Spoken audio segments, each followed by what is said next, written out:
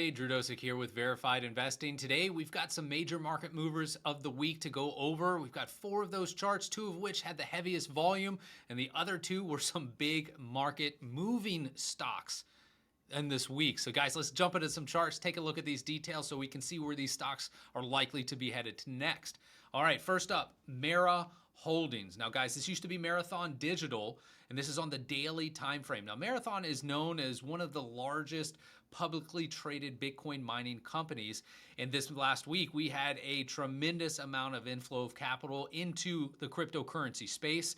So Mara Holdings obviously had some inflow of capital too. And you can see it did pop up pretty nicely here, about 15%, and actually a little more than that. About 40%, guys, in just 3 trading days. In doing so, look at where price was rejected right here on this 50% area of the parallel. But before we get into the minor details of the daily move, let me back out to really show you and give you context for the technical analysis trend lines that I do have on the chart. First off, on the bottom end, we have a long-term, an inclining trend line back from the COVID era in 2020. Notice how that's strung through the charts, connected with the pivot low in December of 22. And then also notice right here, back in February of this year, price action tagged that trend line. Notice it didn't get down to the bottom of this parallel channel. Instead, tagged that trend line and has since bounced to the top of this declining and now has come right back in inside that parallel. So you can understand why this trend line is in effect and also why it's important to draw these on your chart. You may not know. Once you create this trend line back here in 2020 and connect it over to this pivot in 2022, just string it out and leave it on your chart, because situations like this arise where price comes right back down. You flip to the chart and you already did your homework. You already did the TA. You realized that was a buying opportunity. And if you had that chance, man, that would have been a nice score from $7.24 all the way up here to $16. That could have been a 100% gain for just doing one simple trend line draw on your chart. Now we get in closer, you can see I've got a declining parallel channel that really encapsulates price back here since August of 24 with this decline that we see here on the chart. Now most recently, as I've discussed already, 40% pop, getting us above this 50% area of the parallel line, but at least for right now, that momentum is stalling. But it doesn't mean that this stock is going to continue to go right back down. This was a significant technical level on the charts. Twofold factors, not only the 50% area of the parallel, but then also this consolidation in the high range wicks from that price action. So it makes sense. We run straight up into both of those levels of resistance. It's going to take a lot of effort to get through it. What I find, and I likely will see, as long as Bitcoin continues to hold in the $80,000 range and push higher, you can anticipate Mara here consolidating over the next couple days right here on this 50% area of the parallel channel, roughly around $11.25. And then at that point, after a few days of consolidation, building that momentum, we should then have enough momentum and energy to have us successfully break back into the top 50% of this parallel, with the next key level of resistance originating right here on this declining trend line that came from an October 2025 pivot to this single pivot that occurred here in June, on June 22nd of this year. And that level roughly is about $13.90 on the chart. So be watching for Mara to break out coming this next week from that lower 50% of the parallel, and then go attack the declining trend line just under $14. Next up, another stock that had heavy flow of volume this week was Intel. Now, Intel has dropped, as you see here this week. So we've had a lot of institutions unloading this semiconductor play, with the semiconductors being less in favor, at least at the moment. But as you see here on my charts, guys, we're into a very significant level of support here with Intel. But the bad part for Intel, it hit it yesterday, created somewhat of a doji candle, implying we likely were to bounce today, but then we find ourselves trading right back down here on this support trend line. Notice the support trend line started back in March of this year, has been hit once here, twice here, and then this is the collective third hit. Generally, those third hits are very reliable for a bounce. So I'm actually leaning that Intel next week could see a small bounce, push up to the $103.49 resistance level, and then likely see some major selling, or at least some several days of sideways chop at that point. The one thing that's taking my probabilities less away from that is the way that price is behaving today. Somewhat lukewarm and not popping, just hanging out right here, right on the trend line, right on the 50% area, the parallel, both of which roughly are right here at $90 on the chart.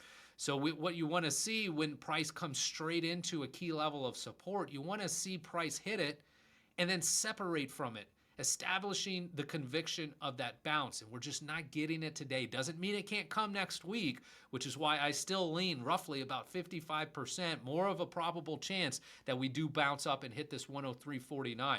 So with that small probability chance increasing for a pop up, there still's about a 45% chance now, since price is hanging out on this trend line, that we could break through.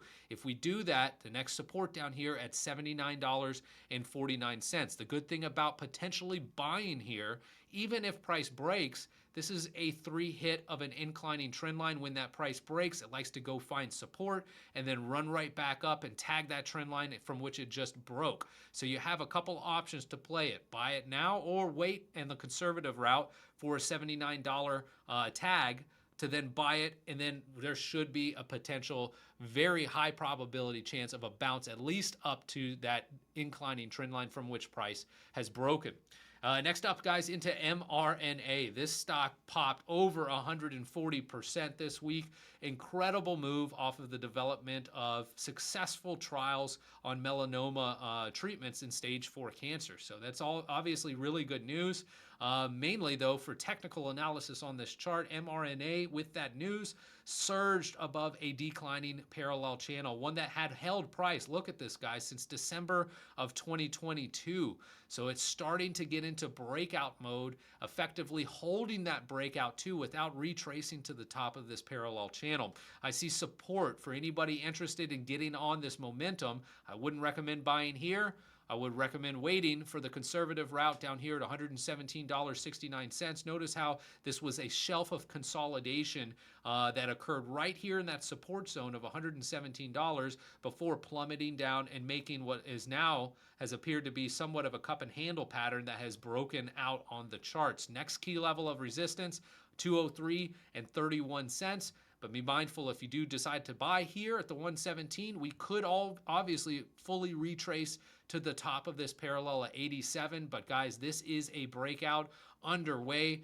And once we do have some sort of digestion, some sort of pullback, I anticipate if there's more successful announcements, we're going to be marching right up to 203.31. So it all depends on where do you want to get into it. I prefer more of a conservative route, the 117.69, the very conservative route. Wait for price to retag the top of this parallel.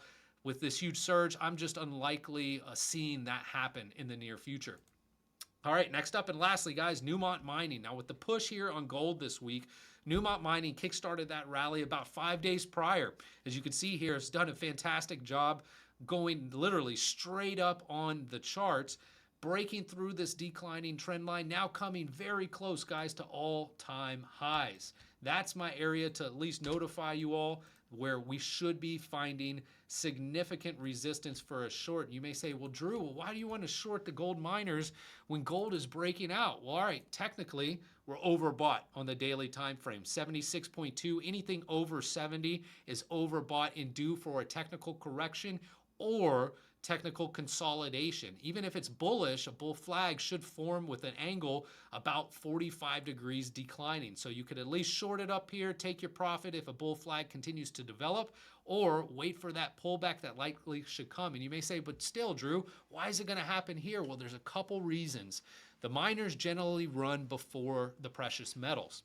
In this case, it happened with Newmont kickstarting this rally, popping up here on the 4th and continuing that move on the 5th and the 6th of August. But then secondly, what did the miners use to mine to get those metals? In this case, Newmont with gold, where they are a heavy user of diesel fuel. And U.S. oil is also on breakout, continuing to go up the charts. So the more that U.S. oil upticks, that's going to put pressure on margins with Newmont. Despite gold's value going higher, higher oil costs is going to be higher input costs for Newmont to have to mine this gold. So still, it's going to be fighting a battle with itself. Yes, gold going higher should help Newmont go higher, but if oil's doing so as well, and we're on a stage where the chart of Newmont is overbought in the near term, that all tells me, guys, we likely are due for a pullback. Right up here, 134.88, pull back down here to this consolidation right on top of it, around $121, all the way down to right around 120.